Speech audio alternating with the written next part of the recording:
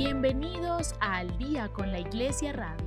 Únete a esta conversación y sigamos construyendo una iglesia que se fortalece día a día. Un espacio para conversar, ser iglesia y enriquecer nuestra fe. Bienvenidos.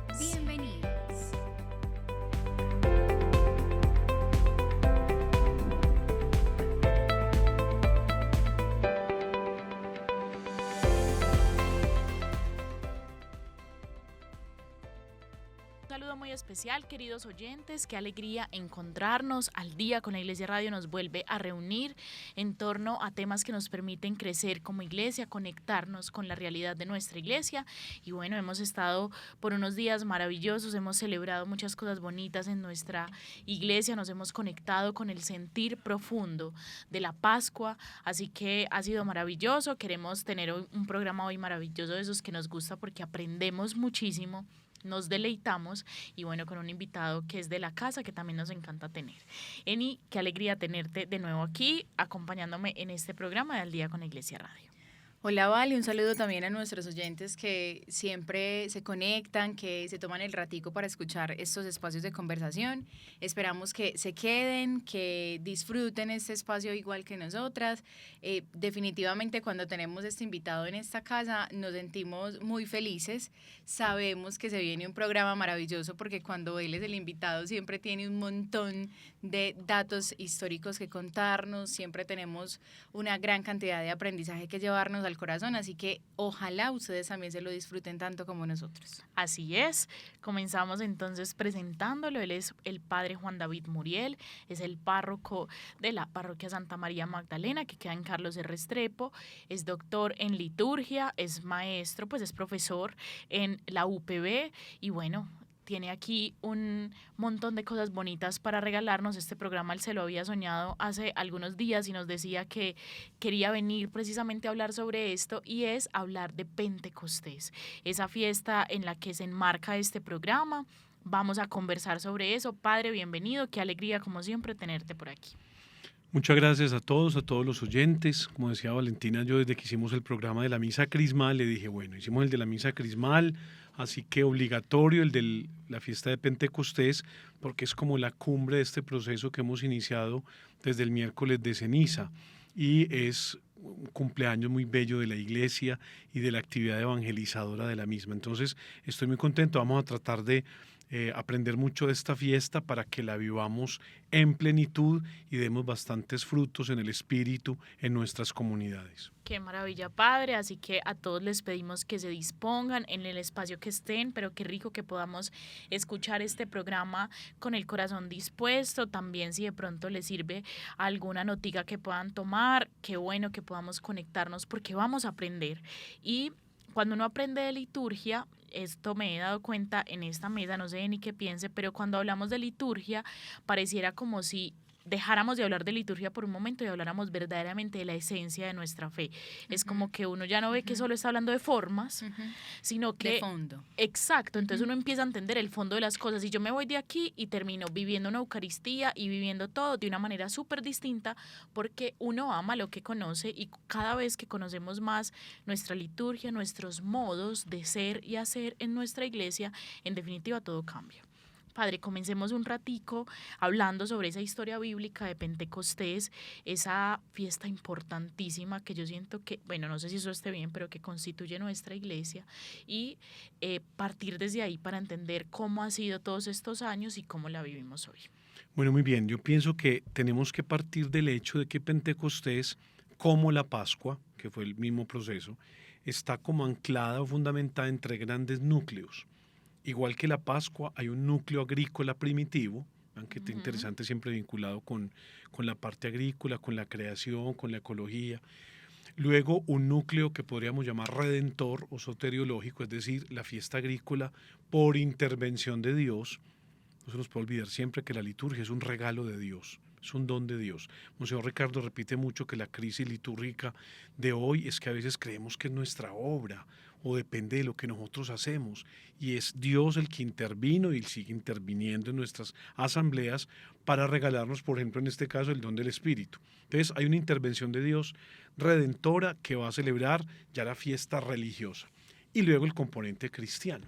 Miren que pasa lo mismo en la Pascua, que teníamos una fiesta de primicias o de pan sin levadura, luego una que era propio de comunidades nómadas, luego la fiesta de la Pascua judía, que es este Pesaj de la travesía de Egipto a la tierra prometida, y por último la Pascua del Señor. Entonces aquí tenemos algo muy parecido, miren. El primer momento lo podríamos hacer como en este tríptico, y si quieren intervenimos después, es la fiesta de la primicia. Entonces es como todo el momento de cosechar. Es muy lindo porque miren que el vocabulario de Pentecostés va a hablar de frutos del Espíritu. Entonces es porque el Israel va a dar gracias siempre por los regalos que Dios le da, sobre todo a nivel agrícola, porque cosechas y ganado permiten la supervivencia.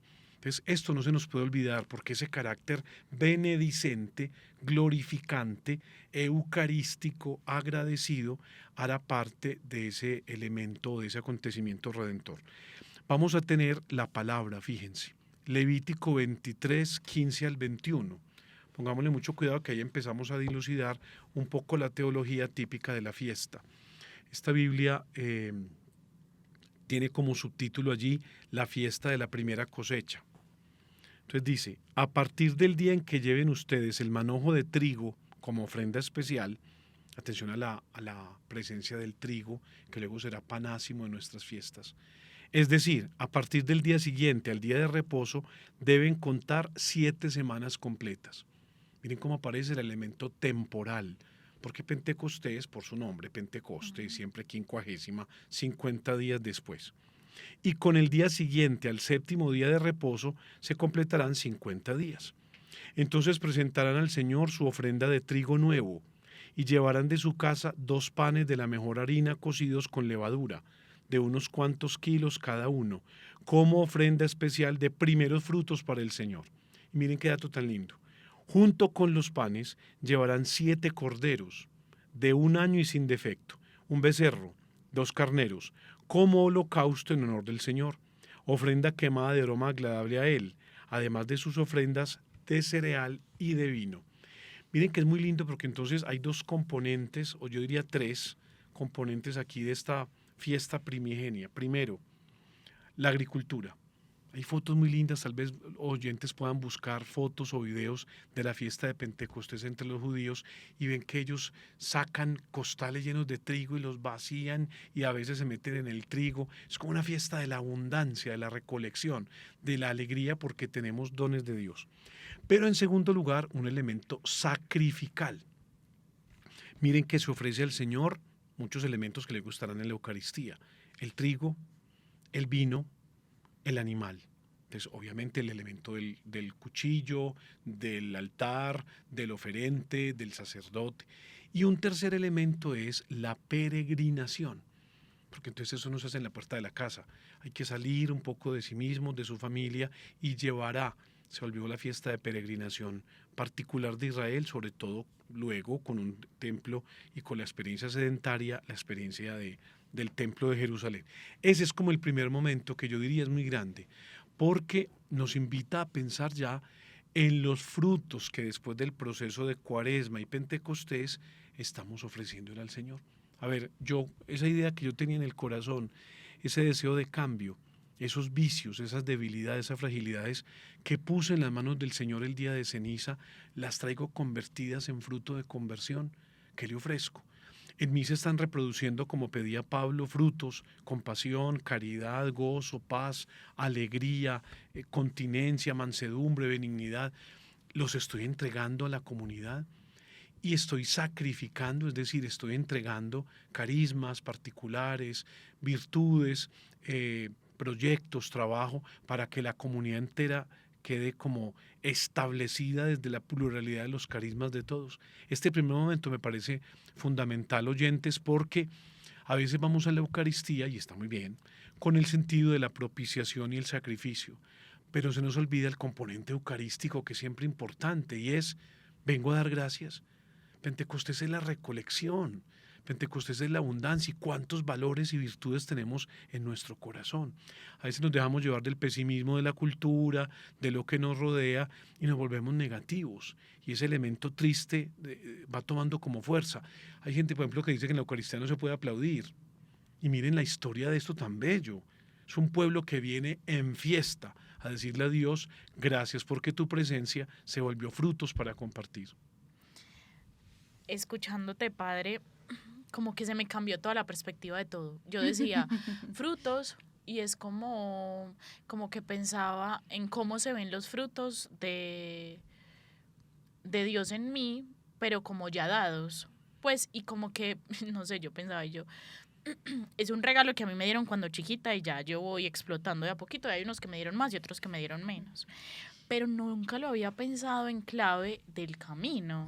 O sea, de que son frutos también del camino que empezó con la Cuaresma. Como que no sé, siento que eso cambia mucho la perspectiva. Otra de las cosas que definitivamente cambia la perspectiva es llevar estos elementos a la vida. Pues como el padre lo mencionaba y decía, es la fiesta de la abundancia, tiene también elementos de sacrificio y tiene elementos de peregrinación. Entonces, como llevar esto a la vida es pensar en, claro, yo voy a una fiesta que es la fiesta en la que reconozco la abundancia de Dios en mí, en mi vida, en lo que soy, en lo que tengo. Y también yo llego a esa fiesta a poner algo, pues como Claro. que pongo. Es como cuando literalmente hacemos una fiesta y decimos, tú llevas esto, como que cada uno lleva algo para Todos que la ponen fiesta... y todos nos enriquecemos. Exacto, entonces también digo como, ¿cuál es ese elemento que yo doy de mí, que yo dono de mí, que yo sacrifico de mí para poner en torno a esa fiesta?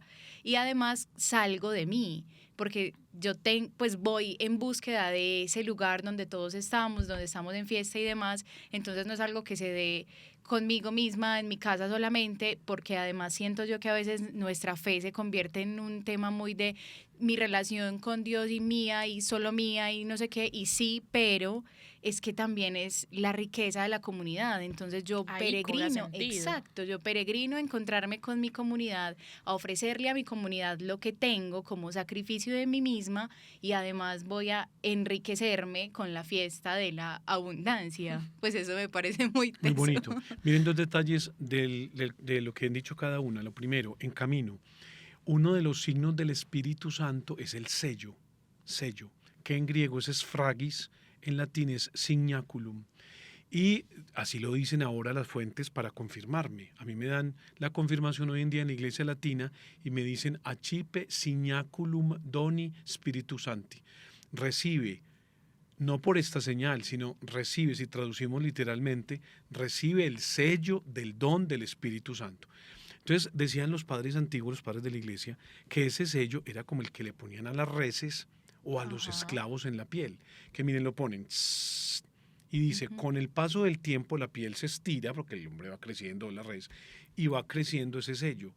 Y qué interesante que esa fuerza del Espíritu que empezó desde esa acción del Espíritu Santo en el bautismo, empieza a crecer como ese sello y cada día se acreciente nuestra pertenencia y los frutos que damos. Y frente al regalo, fíjense que celebrábamos hace unos días, el 14 de mayo, la fiesta de Matías. Y Matías completa el colegio apostólico, pero es muy lindo porque vamos a la fuente del nombre y es Mat Yahvé, que por ejemplo de ahí dependen nombres como Mateo o Matatías, y es un regalo de Dios. Entonces yo le decía a la gente, qué tan bueno que yo me sienta regalo de Dios para la comunidad y que yo reciba al otro como un regalo. Por ejemplo, la teología de la familia. La mujer que me dio Dios, el hombre que soy para ella, es un regalo maravilloso. La otra persona es pluricultural y plurisentimental, es decir, es de una riqueza inagotable. Y a veces no. Es lo que paso yo ahora, llego a clases y los muchachos todos muy jóvenes en silencio sepulcral, porque están todos chateando. Entonces, evitando el regalo de la persona que tengo al lado, y chateando con otro que está a miles de kilómetros, cuando el otro podría ser el universo infinito que Dios me regala para hacer crecer mi propia cosecha, ¿no? Entonces yo decía, qué lindo ser precioso. Regalo y qué lindo recibir al otro como regalo, ¿no? Y pensarnos en Pentecostés como ese ejercicio de un intercambio de frutos, pues como que Sí. es algo que que también nos va permitiendo como acercarnos a este tema y me parece muy valioso porque creo que cuando ya sucede Pentecostés con Jesús, aparece mucho ese componente comunitario. Entonces, como que Desde siempre es el sello de un proceso que Dios empezó en un pueblo. En un pueblo, claro, claro. claro, ahí está, y cobra sentido por Ujú, eso, ujú. porque ahí es donde vemos la manifestación de Dios. Avanza entonces muchos años, Padre, y nos encontramos entonces con esa fiesta de Pentecostés que tenemos relatado en los Hechos de los Apóstoles, que nos conectamos con esa historia que lo hemos visto incluso representado en nuestras parroquias, que a veces con un tinte pedagógico buscamos mostrarle a la comunidad cómo fue que sucedió, pero que incluso encarna un misterio muy grande y que nos permite conectarnos como con una promesa profunda de Dios. Yo creo que es la promesa con mayúscula. Sí, fíjense entonces que ese es el hecho, porque entonces uno dice, en Hechos 2 dice que los apóstoles estaban celebrando Pentecostés. Y entonces, ¿qué estaban celebrando si no había venido el Espíritu Santo? Es Ajá. porque era una de las grandes fiestas israelitas. Fíjense, es la segunda de las 3 fiestas de peregrinaje del pueblo hebreo. La fiesta cae exactamente 7 semanas después de la fiesta de las primicias, el gran Shabbat, Pesaj, y se encuentra dentro de los 7 días de la fiesta de los panes sin levadura, que es 15 al 21 de Nisan, esta original, 50 días después de la de Shabbat. Entonces, ¿qué celebraba? Era el Shavuot. El nombre tan raro es el plural de la palabra Shavua, que es semana, porque son 7 semanas, 50 días. Y lo que tú dices, intervención maravillosa. La fiesta en Israel se carga de sentido redentor porque es la fiesta, como narra el libro del Éxodo, de la entrega de la ley. O sea, es la alianza que habían vaticinado que Dios haría con el pueblo. Miren, hay un texto muy bonito que puede ser un texto básico para entender este momento segundo de la fiesta. Está en el libro del Éxodo, en el capítulo 24, que esta Biblia pone como subtítulo la confirmación de la alianza. El Señor le dijo a Moisés, sube con Aarón, Nadab y Abihú y con 70 de los ancianos de Israel al lugar donde yo estoy. Quédense a cierta distancia, arrodíllense allí. Solo tú, Moisés, podrás acercarte a mí. Los demás no deben acercarse, ni la gente subirá contigo. Moisés fue y le contó al pueblo todo lo que el Señor había hecho y ordenado, y todos a una voz, vean el elemento plural, dijeron, haremos todo lo que el Señor ha ordenado.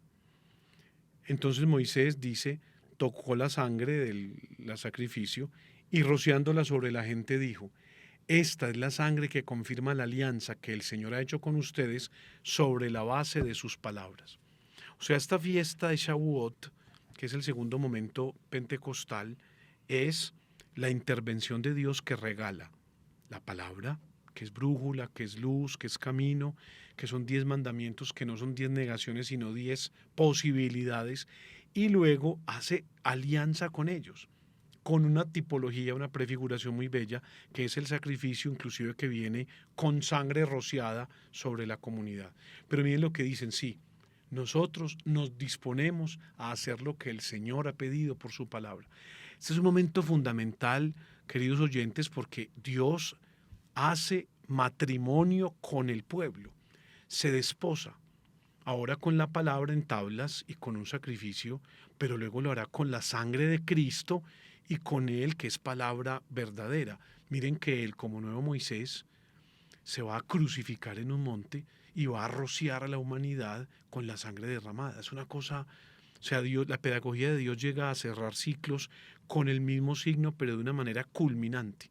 Ya no con ni tablas, ni corderos, ni sangre, sino con su palabra y su sangre.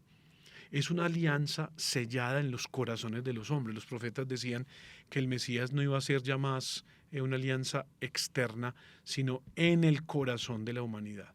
Entonces fíjense cómo el Espíritu Santo, queridos oyentes, permite eso. Vean que el texto que ahora analizaremos del Veni Sancte Spiritus llama al Espíritu con una de las palabras más bellas que yo he oído en la liturgia, lo llama dulcis hospes anime, el dulce huésped del alma. O sea, es un Dios que quiso quedarse ya no en tablas ni en sangre, sino dentro de mí. Agustín decía, más dentro de mí que yo mismo. Es un Dios que habita en mí para siempre. Entonces dicen los padres, ¿Cómo voy a sentirme a veces solo si el Espíritu Santo, que resucitó a Jesucristo de entre los muertos, habita en mi corazón? Es una presencia eterna que se hace ahora con el pueblo y que después, mediante el sacramento de la Iglesia, se derramará para todas las naciones. Misterio insondable y maravilloso. Es una alianza nueva que Dios ha hecho, que nos ha convertido en una sola familia. Hay un autor muy interesante español que dice, nos dio un nuevo ADN, que ya no podemos eliminar. Como usted quita el ADN del papá y la mamá, pues aquí es el nuevo ADN de la Iglesia. Te hizo una comunidad sellada con su espíritu. Es una alianza que no va a desaparecer nunca, ni en el cielo. Al contrario, será más fuerte. Yo pienso dos cosas que quiero resaltar. La primera, hace algunos días alguien me decía, no entiendo por qué tenemos que estudiar el Antiguo Testamento. Me hacía como esa salvedad y yo decía como así? Pues como que siento que ahí está. Como explicaste bien. Exacto, como que obviamente el Antiguo Testamento cimienta todo lo que nosotros somos y todo lo que nosotros creemos, pero en este momento, pues como en estas conversaciones que lo decíamos al inicio del programa, lo entendemos mucho más, nos permite adentrarnos en la historia de nuestro pueblo, en la historia de nuestra fe, en la historia de nuestra iglesia y entender precisamente lo que el Padre nos decía, que es un constante actuar de Dios que nunca ha parado, que ha sido permanente, que es cíclico, que Él es como que vuelve y vuelve a nosotros y se repite, porque vuelve a explicarse como de las formas que sean necesarias y digamos que eso nos permite hacer este viaje por la historia y por el Antiguo Testamento nos permite entender eso, nos permite ese Dios, ver a ese Dios que permanentemente está en búsqueda de su pueblo, en búsqueda de responder las preguntas que su pueblo se hace constantemente y que Él encuentra esa manera tan pedagógica siempre de responder a esas preguntas y a esas necesidades del pueblo.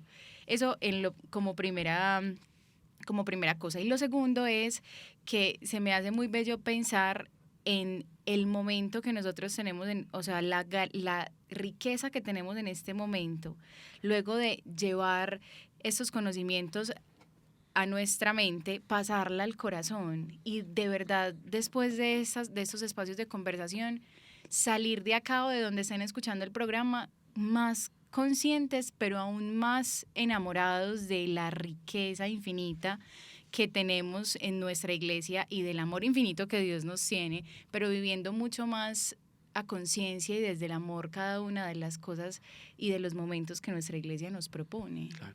Fíjate, Eni, que hay un autor que yo utilizo mucho en clase, que es el padre Salvatore Marsili, un benedictino, y él dice, ¿de qué manera instituyó o fundó Jesús los sacramentos?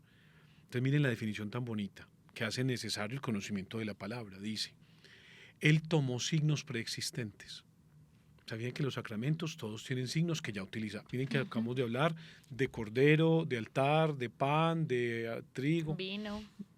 Tomó signos preexistentes y los cargó con la valencia pascual de su vida y su sacrificio. Miren qué belleza, o sea, el sacramento es Él, la novedad es Él. Pero si yo no entiendo desde antiguo esa preexistencia del signo hasta hoy, el signo quedará pobre, quedará poco. Entonces, ¿cómo saco el Antiguo Testamento si el Antiguo Testamento es prefiguración de la riqueza sacramental actual? Ireneo de León tuvo que pelear con unos herejes en el siglo II que decían que el Dios del Antiguo Testamento no era el del Nuevo, que eran dos. Y él decía, es un mismo Padre que fue, como tú decías, disponiendo lentamente el corazón de los hombres para que entendieran. Pero los signos preexistentes requieren una cuidadosa y exhaustiva mirada a cómo empezaron las cosas, para que ellos adquieran riqueza hoy. Además, porque siento que hay algo ahí que cobra mucho sentido y es que es un Dios que, como nos explicas, Padre, pues ha sabido ser signo en un momento específico de la historia que no es genérico, sino que entra un pueblo particular. Y qué manera tan hermosa de entrar con el respeto profundo de sus signos y de su cultura. Y que en ese entendimiento de un hombre que no es que se hizo judío para hacer sus cosas, sino que fue judío. O sea, no es como que él estaba mirando a ver si de pronto por ahí podía entrarle a la gente, entonces hagamos de cuenta que yo soy judío para que ustedes entiendan más, sino que encarna todo eso, su cultura, la cultura en la que crece, se desenvuelve, y de esa manera entra en la historia del hombre, del pueblo, y conecta con todo. Además, porque a mí me hace mucho sentido cada vez que de tu mano, de las manos de los pastores que pasan por esta mesa y nos regalan como esos mensajes tan valiosos acerca de cómo empiezan las cosas, es que uno dice, claro, Claro. claro, entonces uno le hace Total. sentido porque uno ahí comprende que Dios no partió de la nada y en esa lógica de los ciclos que tienen su fin último en Cristo, pero que uno dice, por eso es que podemos entender, si tú dices al principio de esta conversación, Cristo como nuevo Moisés, es como que, no entiendo. Claro. Pero entonces nos explica todo lo de la ley, cómo se configura todos estos pensamientos antes, entonces ahora ya decimos, claro.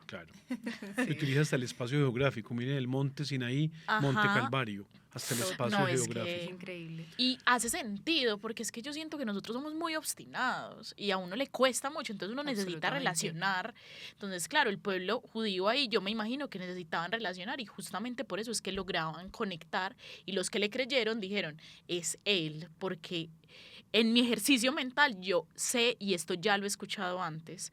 Entonces es como que me parece y llega como una novedad. El judío piadoso escuchaba y veía cosas de Jesús que decía, llegó la hora. Ujú. Ay, Llegó yo la es hora que me porque él imagino está y digo, wow. poniendo en cumbre lo que habíamos tenido en profecía. Claro. Entonces el judío piadoso, el pobre de Yahvé, decía, llegó la hora, llegó porque esto es lo que estábamos esperando. El pobre, el que no se abrió, no, porque pedía un Mesías político. En cambio, el que fue capaz de, como Simeón y Ana, como María y José, de ver esos detalles pedagógicos de Dios mismo, dijo, llegó. Con esto quiero que nos adentremos en esa fiesta y quisiera antes como de entender esa noche específica, cada vez que en todo este tiempo de Pascua hemos escuchado que Jesús le dice a sus discípulos, tengo una promesa, yo me los imagino a ellos gringos. O sea, yo en serio podría ser yo, es que a nosotros nos ha costado miles de años entender y aún así no lo logramos. Yo creo que como cristianos aún nos cuesta entender el misterio del Espíritu Santo. Pero en ese momento yo creo que ellos estaban, pero de verdad muy gringos. Un poco sobre estas conversaciones y esta promesa que hace para que esa noche cobre sentido. Muy bien. Fíjense entonces, el texto ya cristiano lo encontramos en Hechos de los Apóstoles 2.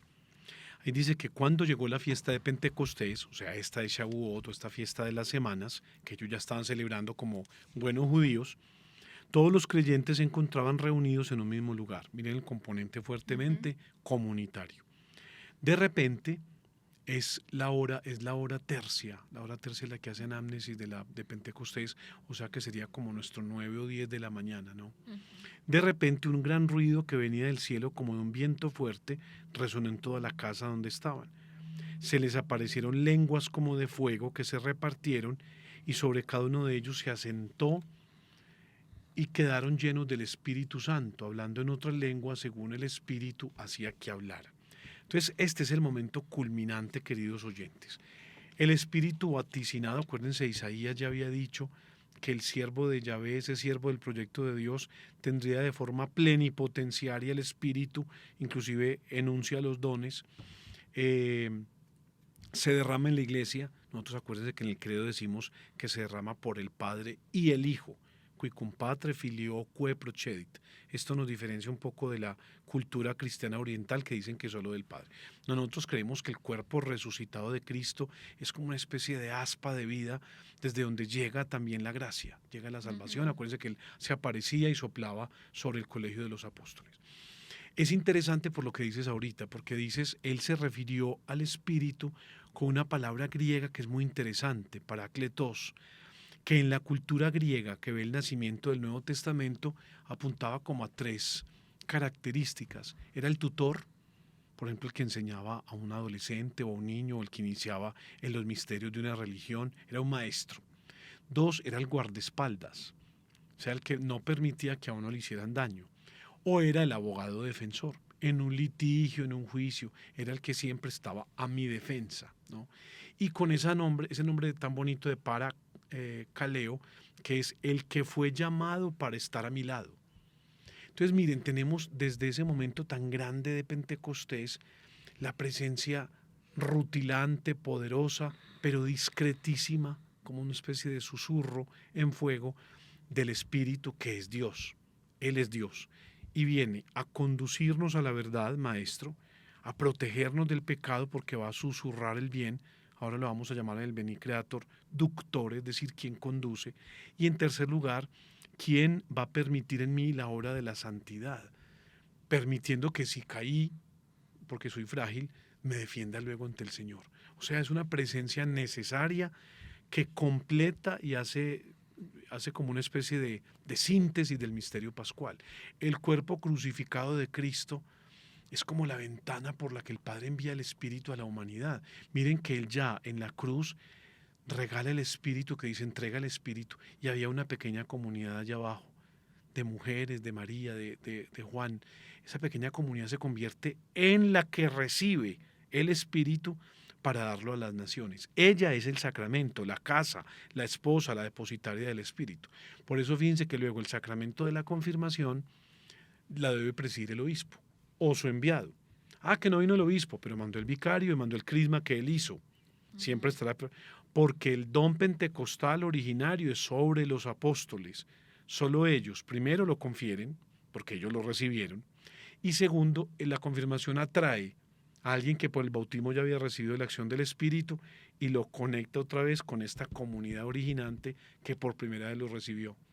Es una cosa hermosísima, porque se sigue repitiendo en cualquier confirmación, el sacramento, el mismo evento estupendo de Pentecostés en donde un apóstol reúne y hace redil conmigo para yo ser iglesia, casa del Espíritu. Qué teso. Pues de verdad que verlo de esa manera es entender de verdad por qué cada uno de los momentos de nuestra iglesia es tan importante. Es entender que todo tiene un sentido, que las cosas se hacen porque hay un fundamento, no es como porque nos lo inventamos hoy y nos dio la gana de hacerlo así.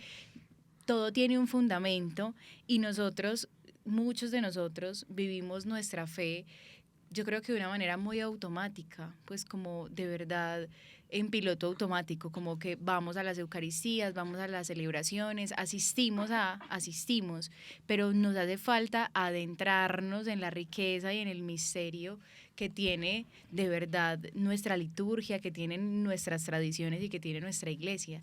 Y pensando mucho en esto, Padre, pienso, creo que hay un autor, no lo recuerdo en este momento, que suele decir que el Espíritu Santo es como el más ignorado de las tres personas de la Trinidad, que eso me parece muy particular, porque de verdad que a veces se nos pasa por alto que es la presencia constante y permanente de Dios a nuestro lado, y se nos pasa literalmente por alto.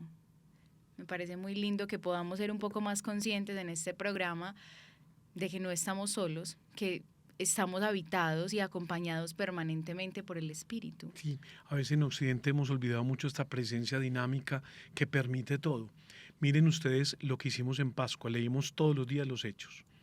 Y en esos hechos que leíamos, la obra del Espíritu. Entonces el Espíritu se derrama en estos apóstoles y empieza la profecía, la evangelización, la conformación de comunidades, la apertura de los corazones a la predicación, el martirio, las sanaciones, la vida sacramental, la plegaria nueva en el cuerpo de Cristo resucitado, todo, como que todo se permite por este nuevo don multiforme que es la gracia de Dios Espíritu Santo. Entonces a veces faltaría, como tú dices, invocarlo más. Miren, como un dato interesante, la iglesia italiana, estamos en la revisión también nosotros de los rituales colombianos de los sacramentos, dijeron, oíste, el matrimonio cristiano se ha ido muy por el lado del derecho, porque entonces el matrimonio es consentimiento, preguntas, interrogatorio y entrega del anillo con entrega mutua, pues, de los esposos, y la invocación del Espíritu Santo, porque miren que esa está en todos los otros sacramentos. En la Eucaristía, cuando impone las manos, en la ordenación, cuando impone las manos sobre la cabeza. Entonces pusieron este himno que ahorita vamos a tener, que es el Beni Creator, para que comience todo el rito del sacramento del matrimonio. Porque a veces cuando el matrimonio no se celebraba con misa, entonces ¿dónde invocamos el Espíritu? haría más falta abrirnos más a esa acción poderosa antes de cada decisión, antes de cada momento importante de la vida, antes de comenzar un estudio, de leer la palabra, de cualquier acción pastoral, invocar a Dios, Espíritu, que es presencia, que es fuerza, que es dinamismo, que es misión. Con eso, Padre, nos queda muy claro que ser creyente no es algo que se asume, o creerle a Dios no es una cosa que se asume desde la quietud. Sería una imprecisión pensar que contemplar es un ejercicio de quietud. Dejar actuar al espíritu es entonces un movimiento dentro que nos debe llevar a otra cosa, y que de cara a esta celebración que nos leía hace unos minutos de Hechos de los Apóstoles, precisamente nos habla de un espíritu que se posa sobre ellos, pero los impulsa a hablar. Y hablar en otras lenguas, y es un envío inmediato, porque sienten ya que hay que ir a proclamar ese anuncio a otros lugares. Entonces, ahí ya hay como algo que me parece valioso que nos llevemos para este momento de Pentecostés que vamos a vivir, o los Pentecostés que vengan para nuestra vida, dependiendo de cuando estén escuchando esto, queridos oyentes, es que no es una fiesta que se debe quedar en la quietud de la celebración. Ese es el momento en el que nos permitimos sentirlo, pero eso debe movernos a otros lugares, y esa disposición del corazón también se propicia en esa celebración. Fíjate que uno de los símbolos más importantes del Espíritu en la Escritura es el fuego. Si a nosotros nos prendieran la ropa con fuego, uno no se quedaría sentado. Se iría inmediatamente a buscar el agua, a revolcarse la tierra. Pues nos llega el Espíritu Santo en los sacramentos y a veces nos quedamos sentados. Porque luego nos sigue la parresía, nos sigue la profecía, nos sigue el anuncio, nos sigue el testimonio. Hoy, por ejemplo, está diciendo Jesús en el Evangelio de estos días, la alegría que va a estar en ustedes es distinta a la alegría del mundo. La alegría de ustedes, dice la dimensión espiritual, la alegría del cristiano es profunda, es sobrenatural y es permanente, porque es una vela encendida. Es lo que tratamos un poco de decir con la incandescencia del cirio pascual en la Pascua. Es fuego abrasador que para los santos, por ejemplo, para la madre Laura fue sitio, fue sed. Madre, pero deje quieto a esos indios. No, ¿cómo que quieto? Si les tenemos que contar que hay un padre que los ama y que ellos son hijos, no solamente criaturas.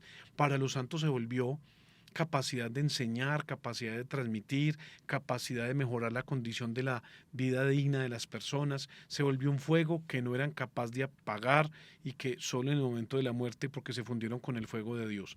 A veces haría falta eso, porque, queridos oyentes, si juntáramos la fuerza de los miles de confirmados en Colombia y de millones en el mundo sería muy diferente. Total. Pero a veces se recibe. Un padre bromeaba porque dijo, tengo un problema con unas palomas en el techo, voy a ver si las confirmo para que no vuelvan. ¡Y qué fuerte!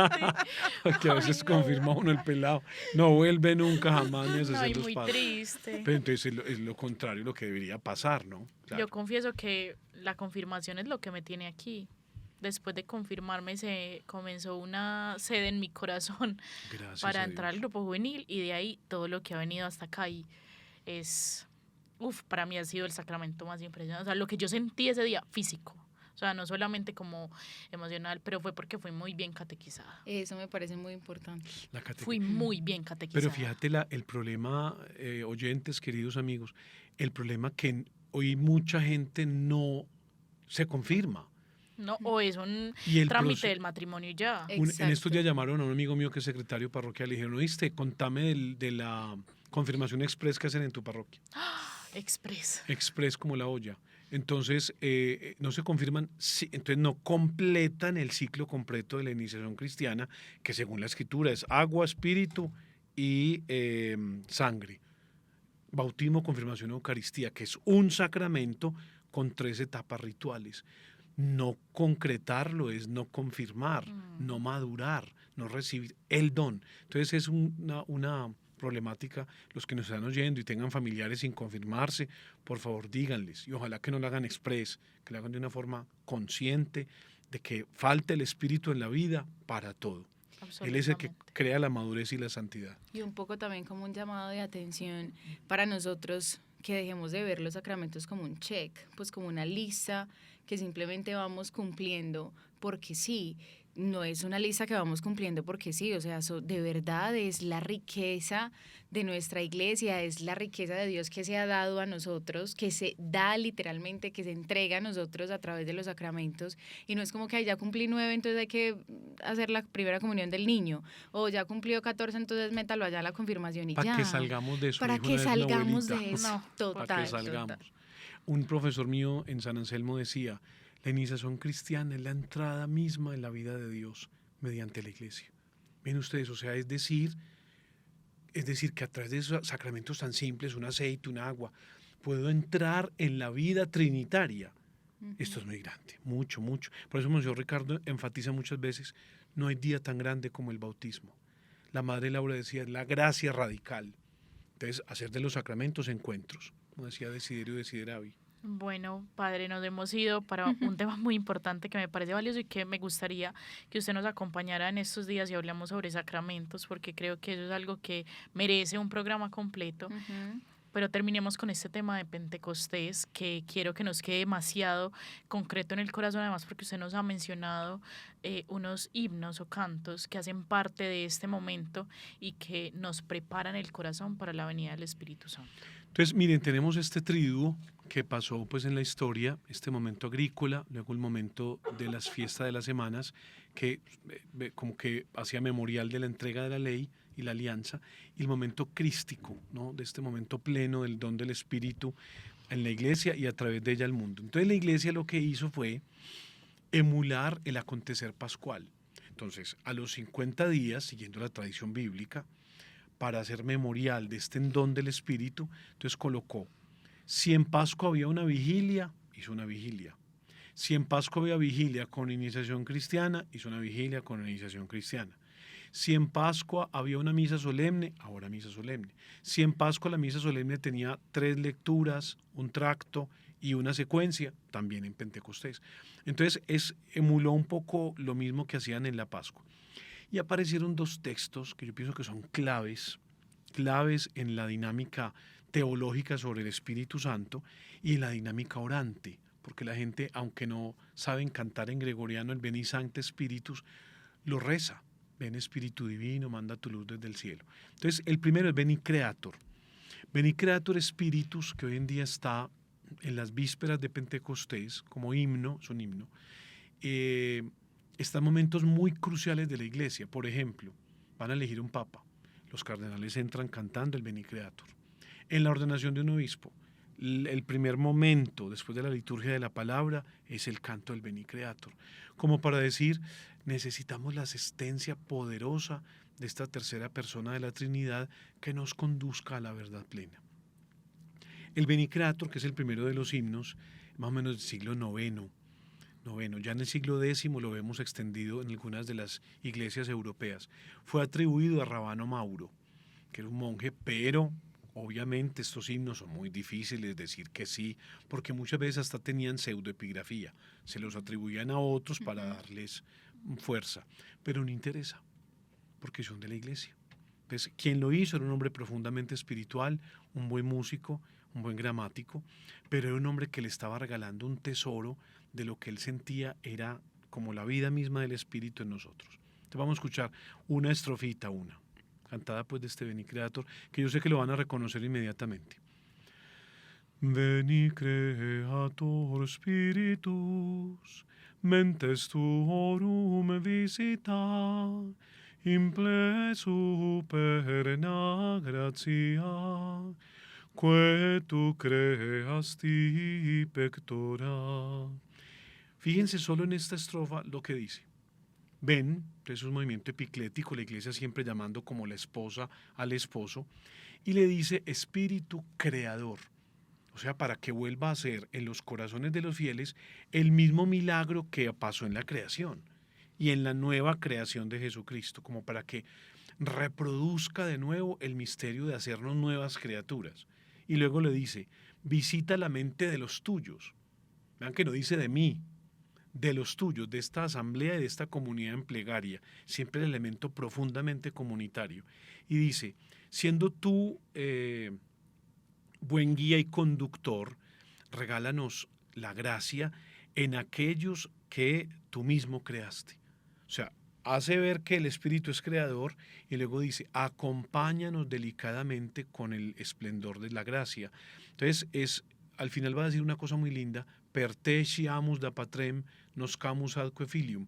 Por ti, Espíritu Creador, conozcamos al Padre completamente y también conozcamos el rostro, el actuar y el misterio del Hijo. Dígame una cosa, esta es en el siglo IX. Esto permite luego las encíclicas grandes de Dominum et Vivificantem de Juan Pablo II o los textos posteriores del Espíritu. Pero son textos que brotan de la vida monástica, de hombres que rumiaron la palabra y fueron capaces de producir frutos de belleza musical, pero también gramatical. Una vez en este curso de cantores vino a mí un cantor con una cara de guayabo, pero porque era sábado por la mañana, como que había farreado el viernes, y me dijo, Muriel, ayúdame a cantar el gregoriano. Y le dije, no, hermano, porque el gregoriano es un estilo de vida. Entonces con eso quedó como chiflado, porque no es la gramática nomás de las palabras, sino el espíritu que permite que el ministro del canto sea portador de una gracia que es diferente. Wow, de verdad que todo cobra mucho sentido. Yo escuché un poco pues de lo que significaba este canto, pues de cara a la elección del Papa León XIV, que fue muy reciente, entonces ya tenía aquí pues como un poquito de conocimiento sobre lo importante que era ese canto, pero claro, o sea, cobra todo el sentido y me parece que otra de las conclusiones bonitas que nos puede quedar de este programa es ese elemento plural de Pentecostés, que le habla a una asamblea, no me habla a mí como persona singular.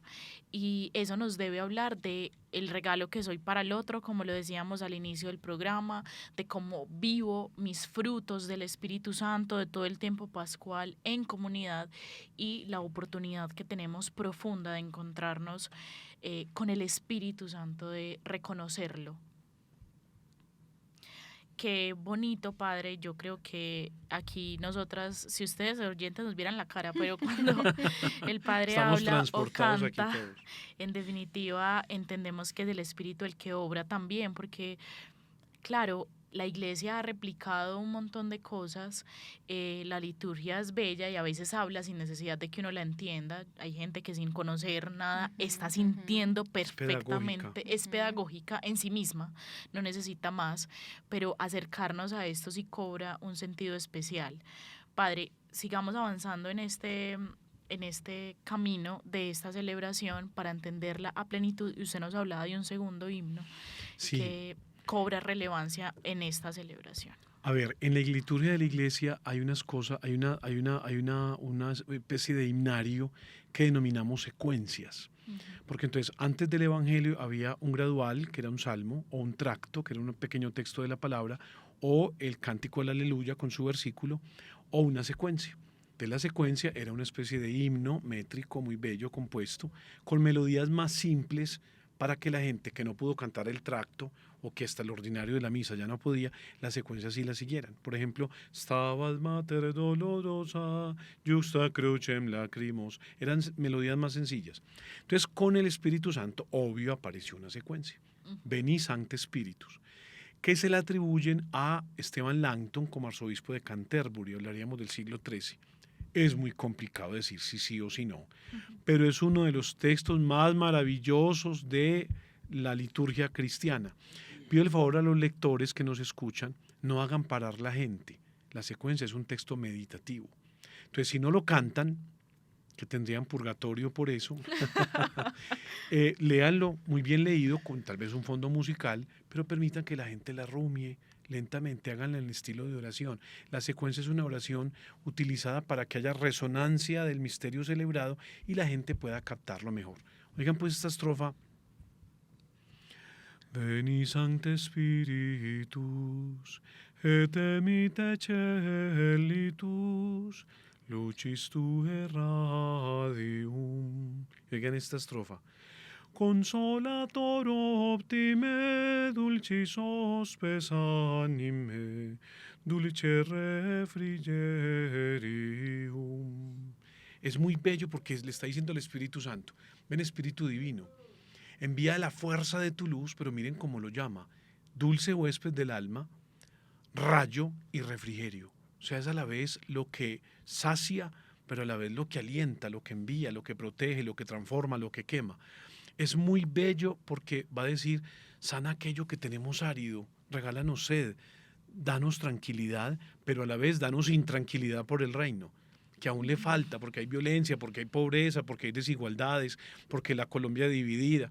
Danos fuerza para transformar, pero a la vez sé tranquilidad, sé calma, sé paz.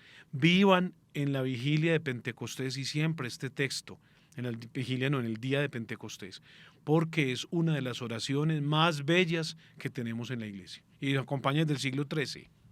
Qué precioso. Definitivamente adentrarnos en este misterio del Espíritu Santo y ser conscientes de lo que vivimos en Pentecostés es una cosa preciosa que de verdad nos pone de cara a conocer más y a ahondar más en esta persona de la Trinidad que pienso mucho en eso, Padre. Qué lindo es pedirle a Dios ser refugio, pero también ser fuego, pues como sana, pero también enciéndeme. Eso me parece increíble, me parece muy bello, porque tiene la capacidad de sanar lo que duele, pero no solamente sana, sino que moviliza.